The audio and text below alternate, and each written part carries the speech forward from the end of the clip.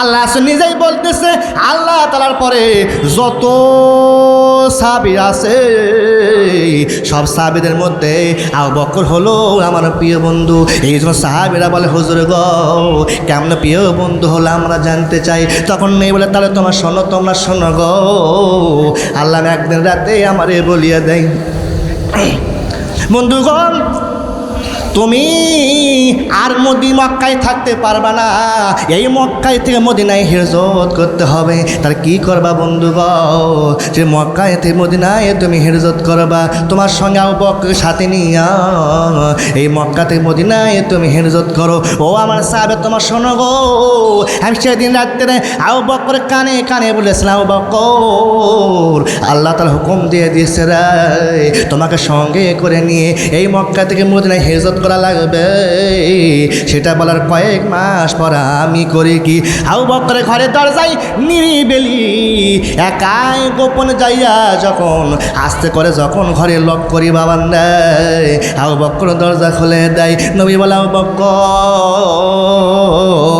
এই রাতে সবাই তো ঘুমের ঘরে চলে গেছে, সবাই তো ঘুম পাচ্ছে, এত রাত্রে গভীর রাত্রে আমি তোমার ডাক দিলাম আর তুমি দরজা কেমনে খুললা গো, তুমি কি ঘুম পারো নাই? তখন আবু বকর বলে হুজুর আমি আপনারে বলতেছি, আপনি যেদিন আপনি আমারে বলে দিলে আবু বকরে তোমাকে সঙ্গে করে মক্কা থেকে মদিনায় হিজরত করব, আমি সেদিন থেকে আবু বকর কোনোদিন ঘুমাই না।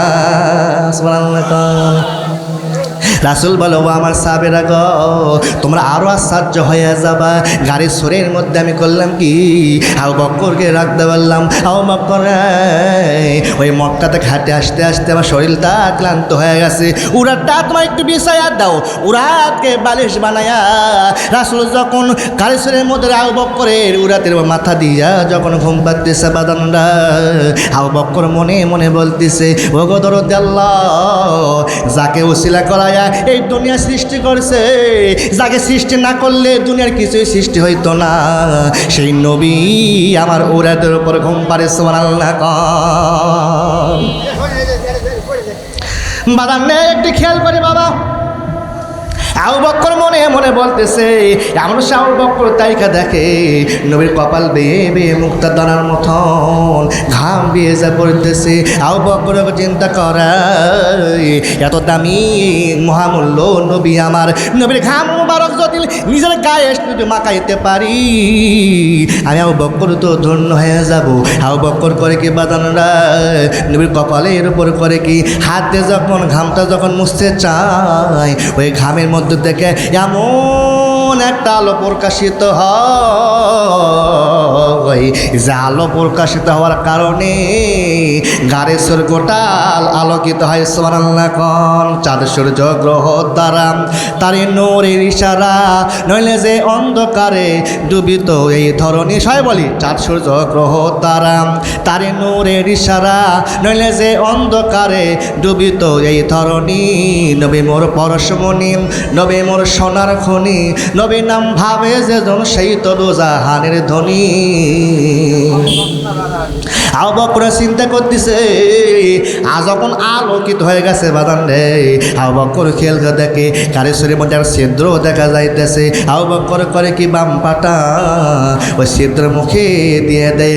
আবু বকর চিন্তা করতেছেন রাসূল আমার উরাতকে বালিশ বানায় ঘুম পাড়তেছে, এখন ছিদ্র দিয়ে যদি কোনো কিছু আসিয়া রাসূলকে কামড় মারা এটা তো হতে দেওয়া যাবে না।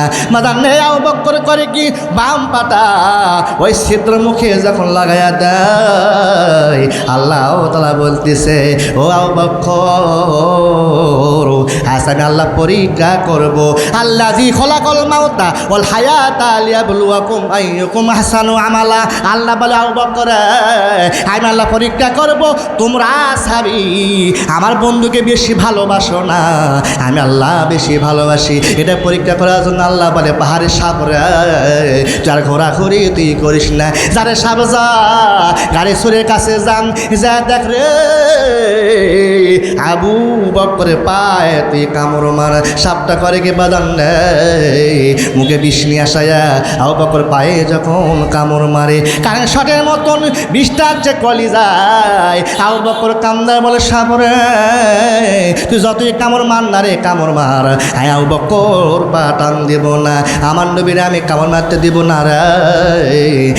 এইভাবে যখন বারবার যখন কামড়াইতেছে সাপ বলে আল্লাহ গো এত কামড়ায় আবু বকর কেন পা টান দেয় না? আল্লাহ বলে সাপ রে তুই আবার কামড় মার আবার কামড় মার। মাদান হাদিসে আছে বাজান পাঁচবার সাপ কামড় মারে কামড় মারার পরও আবু বকর যখন পা টান দেয় না বাজান বিষের যন্ত্রণায় আবু বকরে গা থরথর করে কাঁপতেছে চোখটা লাল হয়ে গেছে বাজান বাদানে অসতর্কমূলক চোখ থেকে এক ফুট পানি পড়াইয়া নবীর গাল মোবারকে পানি পড়ে যায়। নবী আমার চেতন পেয়ে দেখে আবু বকর ইতিমের মতন কাঁদতেছে।